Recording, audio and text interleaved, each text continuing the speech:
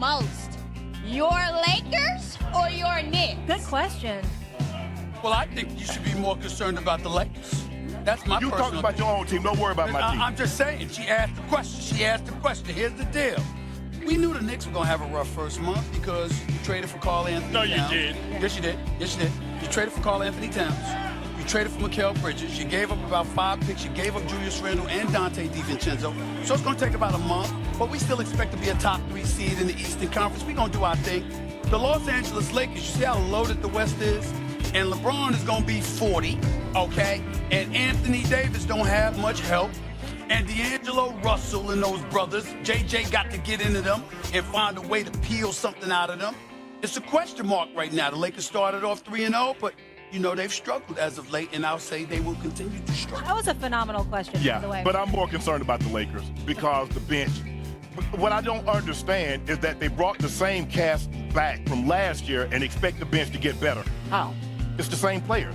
And the bench was a problem last year. Anthony Davis is playing out of his mind. LeBron is Bron. Even at 40, giving him 39. The second greatest player in the history of basketball. The second greatest player in the history of basketball. and dribble a basketball, LeBron James is the greatest. Michael Jordan. No, he's not. Michael Jordan. Don't you let him contaminate your thoughts about history. LeBron James is number 2 on the Mount Rushmore. He is number 2 all-time, absolutely phenomenal. But he is not Michael Jordan. Mount Rushmore, the first head is Go James. No, please. Everybody know that. Do you really want to do that right now?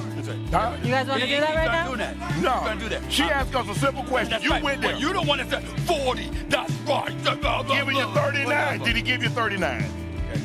Did he give you 39? Y'all sound like a bunch of disgruntled uncles at a cookout. Yeah. Stop. Because he wrong. Well, who's right, King? Don't bring me into this. I just here for the food. Really? Thank you so much. Appreciate Here it. Great for the question. All right, tennis next we have Ellie Gay. Are you breaking it down tonight? Yeah, I'm going to break down a little bit of space. Break it down. Let's go break it a little bit of space on why the Lakers were able to get so many good looks. And a lot of it's because of spacing and dribble penetration. And as you'll see in this first clip, you got Austin coming up, makes a quick little pass. Roy drives baseline. We got a little bit of a shuffle around here. Picks it up, takes his time. Now look at the spacing. Look at, you got Cam out here, you got Bron, you got AD. This little drive, little penetration right there gets Rui a wide open shot, and he knocks it down. And we had so many of these tonight. Here's another little dribble handoff. Good little space right here. About to see AD set this little pick, right? Cam comes off of it. Now this again, the little dribble penetration. D'Lo stays out there above the 3-point line, which always has these guys have to sink in a little bit. And that little spacing, little pump fake, let the man fly by, boom, knock him down. And that spacing was there all night, like I said. AR with the screen. And again, this little dribble penetration, Paul George has to help just a tiny bit. And at that time, the way AR was shooting it, that's all he needed. Again, he caught the ball and shot it in rhythm so much tonight that the game looked so much easier. And if we can continue to have that space with a little dribble penetration, we'll get so many wide open shots. Sure. Scott. Byron, you know what? Yes. Had a little pizza before the postgame show. Oh, that pizza got me ready. Got fueled up. I'm ready for it now. Pep in the step. Big game. Let's talk a little Austin Reeves. Just, not just his performance, but really the year he's having so far. He's thriving. To me, he's, the candidate for most improved player. I don't know if you can get that as a start or not, but just in general, to me, he's just gotten better. He had that experience with the USA team a couple years ago. I think that helped him, really grow and realize that, he's arrived. And so, smart player, I will always say over and over, when you have 4 years of college, you get all the drill work, you get all the practice, and he's a late bloomer. He's a late bloomer, undrafted, and his future is sky's the limit for him. He's a great point guard, great ball handler, savviness, his understanding of the game, and his willingness is a coach's dream. Yeah, and that toughness too. He's got that toughness, man. Gotta love that about AR. Got that toughness. D'Angelo Russell's now speaking with the media. Put to the test very, very early. No, and everything was gravy. And then they hit the road for a 5-game trip, and that's where things fell apart. They dropped 4 out of 5. Their only win, it was featuring a 26-point lead that then got whittled all the the way down to 6 by the juggernaut Toronto Raptors. And what's that sports metaphor you always hear, that defense travels, but you got to have one for it to make the trip? Well, the Lakers, they're 28th in the NBA on that end of the floor, and they're going to try to figure things out starting back tonight, Tim Legler. So when you are looking at their defense, you're on the call for this game, what do you see? I see a few areas. First, lack of physicality. That's hard to show on a touchscreen. So let's talk about the other two. Issues on ball screen offense, defending it, and also lack of readiness early up the court when teams are getting the ball over half court. Now, they start off this possession, and they actually do a pretty good job, right? You're going to see a number of switches executed, and this is what's going on with the Lakers. They do some of them well. The first one's perfect. Jump out here. This guy's a little late, but he gets to where he has to be. Execute that switch. Weak side of the floor. Here we go. We got a down screen coming right here. Guard coming up. Take a look at the two defenders. Very good job communicating this. You get a switch and a jump out. No issues. The next one is a wing-on-wing screen. You should never mess this up if you're going to switch it, and they don't execute it well. But this is what's going on with the Lakers. The further you make them work, eventually the mistake comes, and here's where it comes. Right here. Jackson Hayes hangs around too long. You force Austin Reeves to come up from the backside to pick up the guy in the middle of the lane, and now there's a free runner to the rim. You give up a basket when you've played well defensively the whole possession. You give up something like that, it's so demoralizing. State of readiness, this is what I'm talking about. Here you go. You've got to get back, and you've got to make sure you're ahead of the basketball. Your bigs have to run back to the paint. Watch Jackson Hayes. I'm not trying to pick on him, but it's just him in this example. He's sort of jogging and lingering by the ball. You know what that does? It confuses the guy ready to pick up the ball. Who's got him? Are you going to stay? Do you have him? You end up with two guys in the area. And now as a result, two players lingering by the basketball, you're going to see Ja Morant's going to get this thing in the middle. Well, here's a wing running. D'Angelo Russell's on the weak side. He's running with him, and he gets to about right here, and he looks back, and he says, wait a second, does anybody have Ja Morant? And as soon as he turns his head, there's a cut to the rim. Ja delivers the basketball, and in 5 seconds after getting a defensive rebound, they're scoring on the other end of the floor when you actually had really good defensive balance. So it's attention to detail. Effort is what JJ's talking about a lot. Right. Cleaning up their ball screen stuff where it involves two defenders. Absolutely. One bright spot, Tim Legler, as we head back to the desk for the Lakers, is that they are expected to get Anthony Davis back in this game. He is listed as probable. But we've asked questions on NBA Today, right here on NBA Countdown, about the roster construction of this team. Mr. Windhurst, do you think that they can win with the roster as currently constructed? Not win big, I don't think. I don't think they've got enough. And sort of the underlying thing that no one will talk about, but is a true goal of this team, is can the Lakers be good enough? Can Anthony Davis and LeBron James be good enough that ownership in the front office use the remaining assets they have, those two future first-round picks, to actually improve their roster? Yeah, and the question is, they didn't really try. I mean, I shouldn't say that.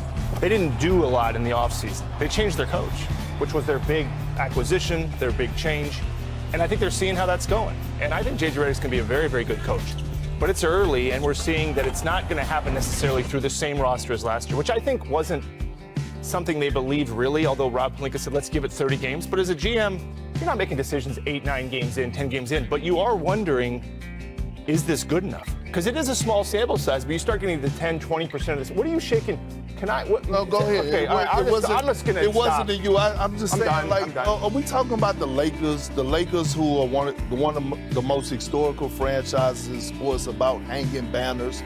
And we're talking about basically LeBron James and Anthony Davis auditioning to the front office to show them that they want to actually go out and win a title. Right now, Jeannie Buss and Rob Pelinka are using Anthony Davis and LeBron James for ticket sales and jersey sales, because ain't nowhere in hell you don't go out and make moves this offseason, especially watching what both of those guys did in the Olympics. LeBron James, didn't he win the MVP? How much more do they have to do, Bob? I'm not going to shake. I'm going to respect you a little bit more because we're friends. I wasn't shaking, but Bob, I wasn't shaking my head at you, though. This is what I think they're doing, okay? They've got two of the best 10 players in the league, I think. Those two guys. I think we all would say that. Yeah. They made a big trade a couple years ago at the deadline that put them in the Western Conference Finals. When they got Russell, they got Vanderbilt, they got Rui. I'm guessing that's what they're trending towards, unless there's a star. I believe they will make a push. Will they sacrifice everything? But there's ways to get back in the conversation. Before the game, looking for the balance in the lineups, with a little more defense with Cam and a little more opposite top with Devo. How did you feel like that played out there? I thought both those guys starred in the roles that they had tonight. Cam took one shot in 27 minutes, but had a huge impact on the game defensively. Never, Paul George never got going at any point in the game. I think in the first half, I know we had 3 smash screen assists coming out of set plays. I think Cam had 2 of them. Like, that's sacrifice. That's really just unselfishness. And then for D'Lo, I thought he started that role as well. Big time pop for us off the bench.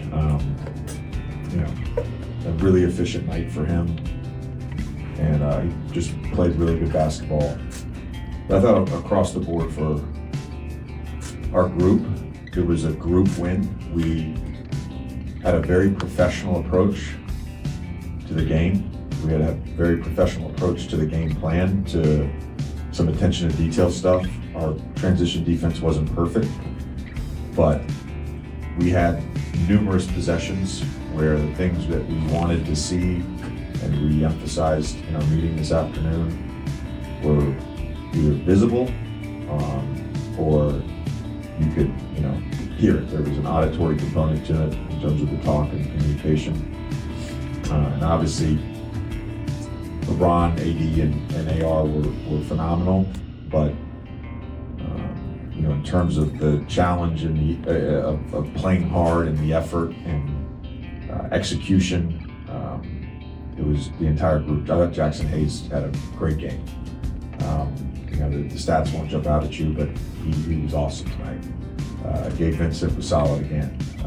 So it was, for us, it was a group win, and I was really just happy for the group to connect again, if that makes sense. Where you can sometimes go out on the road and things don't go your way, and it's not that we've splintered. We haven't done that at all. The group has been awesome, but sometimes you need to win. Sometimes you need to play well to feel that connection, and I thought the group had that tonight. Quick follow-up on D'Lo, and you hinted at this before the game, but just the way that he handled it, how aggressive he was, you kind of predicted that in a way, just based on how you guys have been communicating. But was that encouraging for you from a attitude standpoint as you know? Yeah, I'm not surprised that he approached the game the way that he did, and that he had the performance he had.